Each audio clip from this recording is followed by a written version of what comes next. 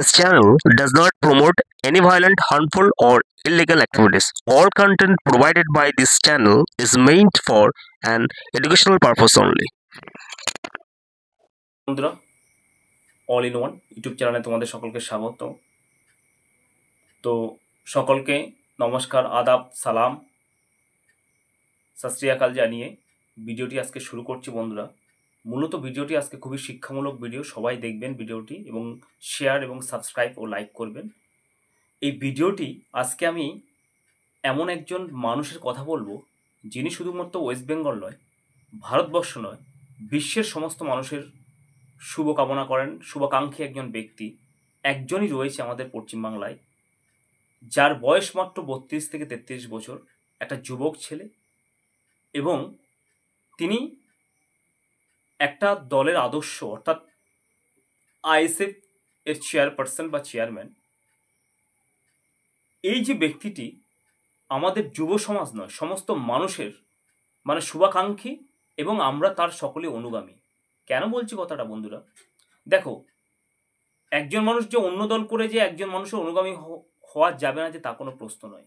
কারণ মানুষের আদর্শ, নীতি, এইগুলো কিন্তু মানুষকে ভালোবাসতে এবং তার প্রতি আনুগত্য মানে রাখতে সহায়তা করে থাকে। আমি সেই ব্যক্তিটি যার নাম কথা বলছি, তিনি হচ্ছে নওশাদ সিদ্দিকী ভাইজান। তিনি আইএসএফ এর চেয়ারপারসন। তো কেন তার সম্বন্ধে এই কথাটা বলছি বন্ধুরা, তার আগে আমি একটা ছোট্ট ভিডিও ক্লিপ দেখাই, তারপরে আমি আসছি। ভিডিওটা অনেকটু লেন্থি হবে, আমি তোমাদের কাছে ক্ষমা চেয়ে যাচ্ছি, কিন্তু শিক্ষামূলক ভিডিও। তো ভাইজানের একটু বক্তব্যটা তোমরা শোনো বন্ধুরা। আমাদের পর থেকে পশ্চিমবাংলায় অনেক শাসন করে গিয়েছে, কিন্তু সবথেকে বেশি ক্ষতিগ্রস্ত, সবথেকে বেশি ধ্বংস হয়েছে তৃণমূলের আমলে। আমি দায়িত্ব নিয়ে দেখিয়ে দিতে পারি। এই মুহূর্তে পশ্চিমবাংলার জেলগুলিতে 25,000-এর মতো কয়েদি আছে, 3,000 আছে ফরেনার, বিদেশি লোক, 22,000 পশ্চিমবাংলা বা অন্য রাজ্যের নাগরিক, ভিন্ন রাজ্যেরও যারা ক্রাইম করে। তার মধ্যে কম করে 15,000 পশ্চিমবাংলার মুসলমান। ওই 15,000-এর মধ্যে আমি আপনাদের বলতে পারি 10,000 নির্দোষ মুসলমানকে মমতা ব্যানার্জি সরকার ভরে রেখেছে। তো বন্ধুরা, ভাইজানের বক্তব্য তোমরা শুনলে, বিজেপিকে দিন, এইবার তার বক্তব্য তৃণমূলকে দিন, আইএসএফ প্রার্থীদের পছন্দ হলে দেবেন। এমন একজন আদর্শ নীতিবান ব্যক্তি, যে বর্তমানে 294খানা বিধানসভা বিধায়ক রয়েছে আমাদের প্রতিবেশী, আপনাদেরকে এখানেই থাকতে হবে, এটা মাথায় রেখে আপনাদের পলিটিক্স করা দরকার বলে আমি 294 থেকে একজন বাদ থেকে 293খানা। এই বিধায়কগুলোর মধ্যে এমন একজন বিধায়ককে তোমরা দেখাও বা বক্তব্যটা আমার কাছে পেশ করো, যিনি কখনো বলেছেন যে নিচুতলার কর্মীরা তোমরা একে অপরের ভাই হিসাবে থাকবে, কোনো মারামারি, হিংসি, রাহাজানি কিছু করবে না, তোমরা তোমাদের মন্তব্য বা বক্তব্য নিয়ে মানুষের কাছে যাবে, মানুষ যাকে ভালো লাগবে তাকে ভোট দেবে। এমন একজন বিধায়ককে আমরা পেয়েছি, যিনি প্রত্যেকটা দলের, প্রত্যেকটা কর্মীর, প্রত্যেকটা মানুষের ভালো চান। এটা হচ্ছে বিধায়ক, এটা হচ্ছে নেতা, যে আমার পশ্চিমবঙ্গবাসী কি হিন্দু, কি মুসলিম, কি খ্রিস্টান, কি বৌদ্ধ, কি জৈন, প্রত্যেকটা মানুষের ভালো চায়। এরকম নেতাই কিন্তু আমাদের ভবিষ্যতে চিফ মিনিস্টার এর যোগ্য, যিনি মানুষের ভালো চাইবেন, মানুষের মঙ্গল কামনা করবেন। এবার বন্ধুরা আমি আসি, কেন আমি স্টেপ বাই স্টেপ বলছি, আজকে ভিডিওটা বোঝার ব্যাপার রয়েছে। তো এটা তো গেল বন্ধুরা। ভাইজানের যে আদর্শ নীতি, সেই অনুযায়ী আমরা যদি চলি, তাহলে আমাদের ওয়েস্ট বেঙ্গলে কোনো ঝামেলা, অশান্তি কিছুই থাকবে না। কিন্তু বন্ধুরা, আমি আরেকটা ঘটনা তোমাদের সামনে তুলে ধরি। সেই ইনসিডেন্টটা খুবই প্যাথেটিক ইনসিডেন্ট। সেই ইনসিডেন্টটা কেন তুলে ধরছি, তার কম্পারিজন করছি, অনেক কারণ আছে। তোমরা ভালো করে আগে ভিডিওটা দেখবে, বুঝবে, তারপরে কমেন্টস করবে। সেটা হচ্ছে 2021 সালে যে ভোট হয়েছে আমাদের ওয়েস্ট বেঙ্গলে, সেই ভোটে কাকরগাছিতে অভিজিৎ বলে একজন বিজেপি কর্মী রয়েছে, তাকে হত্যা করা হয়েছে, এবং তার পোষ্য ছোট ছোট কুকুর রয়েছে, তাদেরকেও পিটিয়ে হত্যা করা হয়েছিল। এতটা পোস্টপোল ভায়োলেন্স মানে 2021 সালের পর হয়েছিল। তো সেই ক্ষেত্রে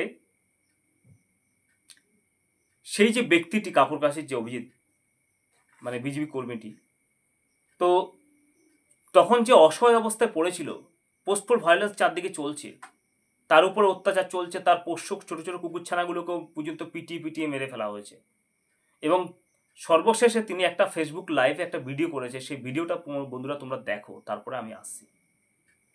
বোনের বাচ্চা হয়েছিল 5টা ফুটফুটে। আমি কদিন আগেই ফেসবুকে ছেড়েছিলাম, কলকাতা বেলেঘাটা অঞ্চলে 30 নম্বর ওয়ার্ড স্বপন সমাদার ও পরেশ পালের নেতৃত্বে নারকেলডাঙ্গা পুলিশের সামনে দাঁড়িয়ে বাড়ি ঘরদোর সব ভাঙচুর করে দিল।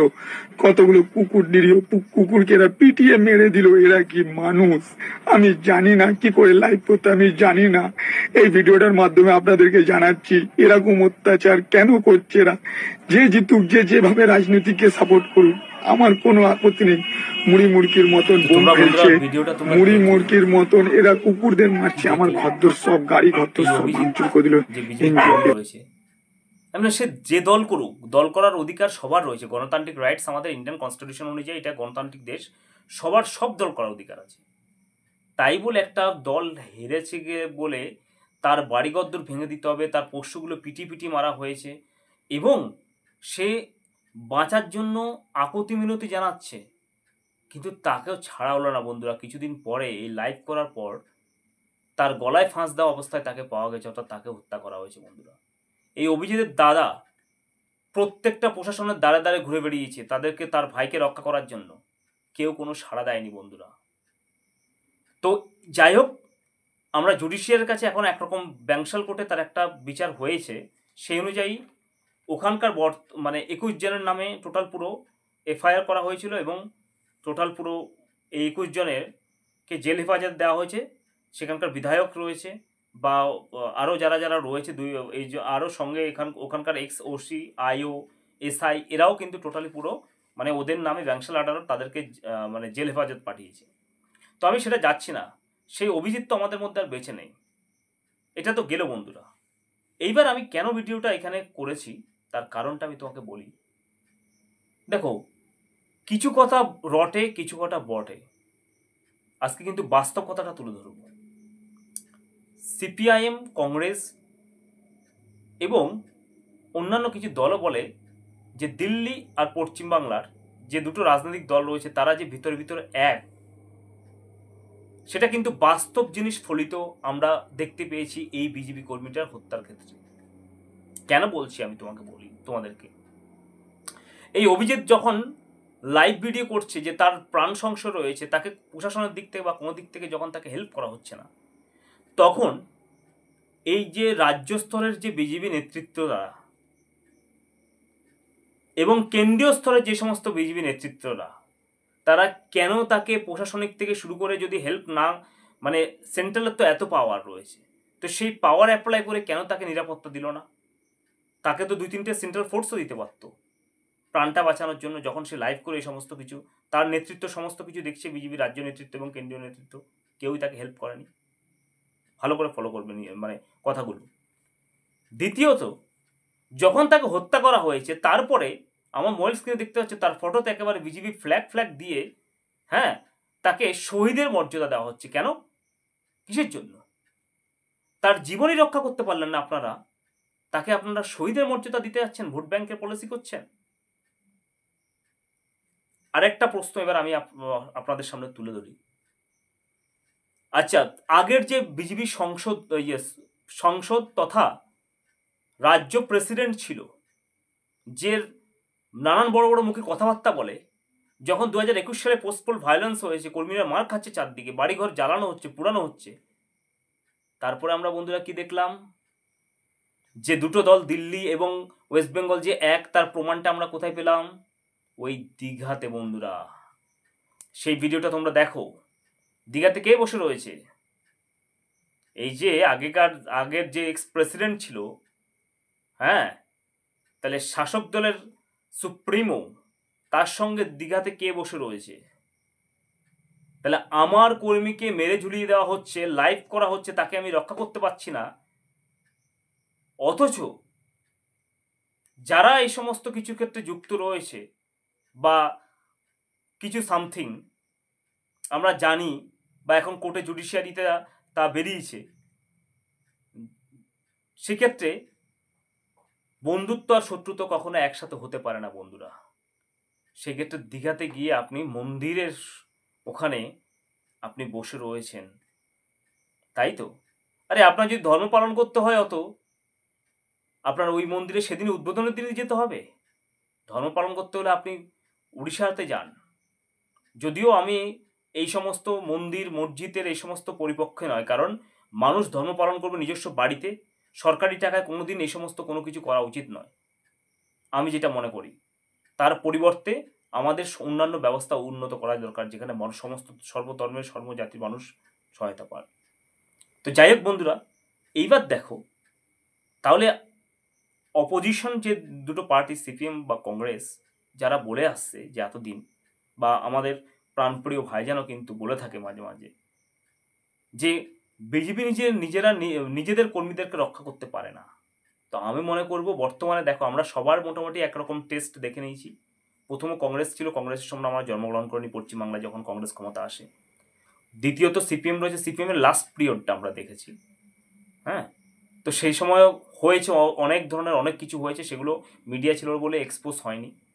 লাস্টে আমরা 15 বছর আমরা যে সমস্ত কিছু যা দেখছি সেটা তোমরা সবাই জানো যে অরাজকতা চলছে সব কিছু মিলে। আমি মনে করি নতুন যে দল, এই যে যারা বিজেপি কর্মীরা যারা রয়েছে তাদের মধ্যে যারা ভালো রয়েছে, যারা শেল্টার পাচ্ছ না, তাদেরকে আমি মনে করি বর্তমানে এই আইএসএফ এ দলে দলে জয়েন করা উচিত। কারণ যেখানে তোমাদের দলের বড় নেতা যে হচ্ছে রাজ্য সভাপতি এক্স, সেই সভাপতি দীঘায় তোমাদের কর্মীকে, যারা কর্মীর এভাবে করেছে পোস্টপোল ভায়োলেশন, হাজার হাজার কর্মীরা গৃহহীন হয়েছে, সেখানে গিয়ে সেই সুপ্রিমোর সঙ্গে মন্দিরে প্রাঙ্গণে একসাথে বসে মিটিং করছে বা হইহুল্লোড় করছে, তাহলে সেখানে তোমরা তোমাদের নেতাদের কাছে কি করে নিরাপত্তা আশা করা? তাহলে তো এরা এক, তাই তো? ডি আর এম একই, আলাদা কোনো কিছু নেই।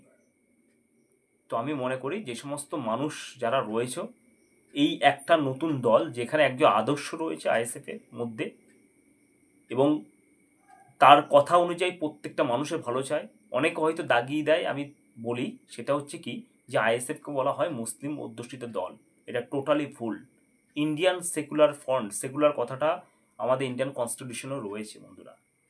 তো সেক্ষেত্রে সেইখানে নেতাও, সেখানে ভালো ভালো লোক, এডুকেটেড লোক হিন্দু সম্প্রদায়ের রয়েছে, পিছিয়ে পড়া ব্যক্তিবর্গ সম্প্রদায়, এসটি, ওবিসি এরাও রয়েছে। তো সবাই মিলে করি কাজ, সবাই মিলে মিলেমিশে করি কাজ, হারি জিতি নাহি লাজ। কারণ আমরা এই দলগুলো তো পশ্চিমবাংলায় দেখে নিয়েছি। কারণ 2014 সাল থেকে যখন প্রধানমন্ত্রী এখানে এসেছিল তখন বলেছিল সমস্ত কিছু নিয়ে তদন্ত হবে, এই করেগা, হ্যান করেঙ্গা, ত্যান করেঙ্গা। আদতে কি হয়েছে? 14-এর পর থেকে যতগুলো ইলেকশন হয়েছে সেই আপনাদের মানে বিজেপি কর্মীরা সমানে মারধর খেয়ে গৃহহীন হয়েছে। ঠিক আছে, কোনো জায়গায় বিচার পায়নি, কোনো জায়গায় শেল্টারও পায়নি। এই অভিজিৎ হচ্ছে তার একটা মানে জলজান্ত প্রমাণ বন্ধুরা।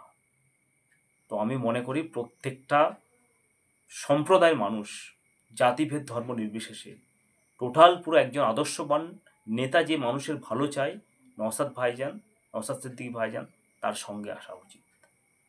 এবার আরেকটা জিনিস বলি বন্ধুরা, সেটা হচ্ছে কি, কিছুদিন আগে ভাঙড়ে একটা আন্দোলন হয়েছিল, তোমরা সকলে জানো। দেখো, আন্দোলন করার অধিকার আমাদের সকলেরই আছে। তো সেই ক্ষেত্রে সেখানকার যে নেতা ভাঙড়ের আইএসএফের, তাদেরকে অনেক মানুষকে নির্বিচারে জেলে ঢুকানো হয়েছে, জেল খাটানো হয়েছে। সেখানে কিন্তু ভাইজান কিন্তু তাদের পাশে দাঁড়িয়েছে, তাদের পাশে সঙ্গ ছাড়েনি। এভাবে অভিজিতের যে বিজেপি কর্মীটা যেভাবে সঙ্গ ছেড়ে দিয়ে সেখানে দীঘার মন্দিরে, হ্যাঁ মানে তা মানে বড় জেলা রাজ্যের প্রেসিডেন্ট, এক্স প্রেসিডেন্ট, আবার সংসদও, সেখানে মানে কি বলবো আর কি, একটা উৎসব মানাতে যাচ্ছে, আর ওইদিকে কর্মীরা মার খাচ্ছে। সেই জিনিস কিন্তু নওশাদ সিদ্দিকী ভাইজান করে না কোনোদিন। নওশাদ সিদ্দিকীর ভাইজানের কর্মীরা হচ্ছে জান প্রাণ, সাধারণ মানুষ হচ্ছে জান প্রাণ। তো একটা জিনিস দেখো বন্ধুরা, নওশাদ সিদ্দিকী ভাইজান যে কর্মীদের জন্য কতটা স্যাক্রিফাইস করে। এই যে ভাঙড়ে যে একটা আন্দোলন হয়েছিল ওয়াকফ নিয়ে সম্ভবত, সেখানে মানে নির্বিচারে নিরপরাধ মানুষগুলোকে যারা আন্দোলন করেছিল তাদেরকে জেল দেওয়া হয়েছিল, তাদের পাশে রয়েছে, তারা ছাড়া পেয়েছে, তো তারা কি বলছে সেই বক্তব্যটা শোনা বন্ধুরা। তানার দুধ দেওয়া গায়ে সেই মুসলমানদের উপর আক্রমণ করে আজকে এত জেলে পাঠাচ্ছে। আমি জেলে ঢুকে দেখলাম যে ওই জেলের মধ্যে 95% মানুষ মুসলমানরা। তাই আমি বাংলার সংখ্যালঘু ভাইদেরকে বলবো যে আপনারা কোনো নেতার ইন্ধনে কাউকে মারবেন না, কাউকে ধরবেন না, কোনো নেতার কথায় কারো ঘর বাড়ি ভাঙবেন না, না তো এই নেতারা আপনাদেরকে জেলে পাঠিয়ে দেবে। তিনি বলছেন আমার থেকে বড় শত্রু কেউ হবে না। তাই আমাদের বিধায়ক সবসময় বলেন যে এরা সাপ হয়ে কামড়ায় আর ওজা হয়ে বাঁচানোর চেষ্টা করে। বাংলার মানুষ বুঝে গেছে এদের খেলা, আগামী 26-এ এদের যোগ্য জবাব দেবে বলে আমরা মনে করি। এই বিজেপি এবং এই তৃণমূল কংগ্রেস এদের দুজনার টিকি বাঁধা আছে নাগপুরে। এই নাগপুরের বাবুদের খুশি করার জন্য এই ধরনের মন্তব্য মমতা বন্দ্যোপাধ্যায় সর্বসময় দেয়। আমি মাননীয়াকে বলবো, আপনার যদি ওয়াকআপ নিয়ে কোনো আন্দোলন করতে যদি আপনার ঘৃণাবোধ হয়, আপনি কিছুদিনের জন্য রাজ্যটাকে ছেড়ে দেন। আমাদের প্রপার্টি আমাদেরকে উদ্ধার করার জন্য আমরা লড়াই করি। প্রয়োজন পড়লে বা নিজের সময় পেলে চেষ্টা করব নিজেকে কোনো একটা কিছু আদর্শবান ব্যক্তির সঙ্গে ইনভলভ করার জন্য, এটা আমার ইচ্ছে রয়েছে। কিন্তু একটা কথা বলি বন্ধুরা, সেটা হচ্ছে কি, যে মানুষটা সকলের ভালো চায় এবং এমন একজন ব্যক্তি, তার সঙ্গে প্রত্যেকটা মানুষের থাকা উচিত। কারণ যে মানুষের কল্যাণ করবে, দেশের কল্যাণ করবে, দশের কল্যাণ করবে, সেই ব্যক্তি পারবে দেশকে, রাজ্যকে এগিয়ে নিয়ে যেতে পারে বন্ধুরা, তাছাড়া আর কেউ পারে না। কারণ অন্য যে সমস্ত ব্যক্তি যারা তাদের কর্মী এইভাবে মানে মার খাচ্ছে, এভাবে পড়ে রয়েছে, তাদেরকে সাহায্য না করে ওই যে দীঘার জগন্নাথ মন্দিরে সেখানে উৎসব পালন করতে যায়, সে নেতা আমাদের প্রয়োজন নেই বন্ধুরা। কেন আর একটা কথা বলছি, দেখো আজকে যে অভিজিৎকে তো রক্ষা করা অনেক রকমভাবে করতে পারতো, আমি যেটা বললাম। এবং আমি একটা কথা বলবো সমস্ত কর্মীদের ক্ষেত্রে বা যাই কিছু, এরকম ধরনের কোনো ঘটনা ঘটলে, যেমন অভিজিৎ ফেসবুক লাইভ করে সে টোটালি পুরো তার জীবন বাঁচানোর জন্য আকুতি মিনতি জানাচ্ছে, তো আমি ভাবি যে অভিজিতের পাড়ার লোকগুলো বা কেমন, সেখানকে সে বিজেপি করুক আর যাই করুক, আপনারা যখন দেখছেন তার উপর এভাবে হামলা হতে পারে, সবাই মিলে যদি ওই যে দুষ্কৃতীরা হয়তো হামলা করেছে 50 জন বা 100 জন বা 200 জন, আপনারা পাড়ার সমস্ত মানুষ মিলে রেজিস্ট করুন, প্রতিরোধ করুন। কারণ আমার আত্মরক্ষার ক্ষমতা আমার সংবিধান আমাকে দিয়েছে। তো এটা আমি আমার সমস্ত সাধারণত মানুষকে বলবো, এবং বিশেষ করে যারা আইএসএফ রয়েছে, তোমাদের উপরও সামনে এই ধরনের কোনো কিছু যদি আসে, সবাইকে বলবো যে এই ধরনের কোনো কর্মীর উপরে যদি কোনো রকমের মানে কোনো কিছু আসে, তাহলে কি করবে, প্রত্যেকটা মানুষ একত্রিত হয়ে যাবে, একদম সেই জায়গায় একত্রিত হয়ে ওখানে প্রতিরোধ করবে, প্রতিবাদ করবে, রক্ষা করবে সবাইকে। কারণ সংবিধান আমাদের সে অধিকার দিয়েছে। শুধু এক দলের কথা বলছি আমি, প্রত্যেকটা দলের মানুষকে, প্রত্যেকটা সাধারণ মানুষকে দেখবেন, আপনার পাড়ায় যদি কোনো একটা মানুষ বিপদে পড়েছে, এইভাবে একটা মানুষকে দেখা গেল অন্যায়ভাবে মানে কোনো এসে এরকম পলিটিক্যাল বা ভেন্ডাটা জন্য ইয়ে করেছেন, তখন আপনারা সব দল একত্রিত হয়ে যান, কি সিপিএম, কি কংগ্রেস, কি বিজেপি, কি টিএমসিপি, কি আইএসএফ, সব একত্রিত হয়ে ওই লোককে রক্ষা করুন। আমার ওয়ার্ডে হলে তো আমি তাই করতাম। আমি নিজের শাসক দলের আমি আগে ভোট করিয়েছি, এখন অতটা সেরকম যাই না, কিন্তু এখনও রয়েছি। তাতে কী হয়েছে, যদি আমার দলের দেখা হলো এখানে বিজেপি বা আইএসএফ বা সিপিএম কি কোনো আমার বাইরে থেকে যদি কেউ এসে অ্যাটাক করতে হয়, আমি নিজে টিএমসিপি হয়ে তাকে রক্ষা করব, এটা নিয়ম। কারণ সে আমার ভারতবাসী, পশ্চিমবাংলার বাসী, বঙ্গবাসী, কোনো মায়ের সন্তান। উপরের নেতা কি বলে দিল, আমার এমএলএ কি বলে দিল, এমপি বলে দিল, তার কথা আমি কখনো যাব না। কারণ আমার ওয়ার্ডে আমি রাজনীতি করব শান্তিপূর্ণভাবে, যেটা আমাদের নওশাদ সিদ্দিকী ভাইজান যেটা বারবার এই কথাটা বলে আসে, সেইভাবে আমাদেরকে চলতে হবে। তো বন্ধুরা, আজকে ভিডিওটা এটুকুনি। ভালো লাগলে লাইক, শেয়ার, সাবস্ক্রাইব অবশ্যই করবে, এবং ভিডিওটা যথেষ্ট পরিমাণে শেয়ার করো, যাতে করে একটা সচেতনমূলক যে বার্তা সবার মধ্যে পৌঁছতে পারবে।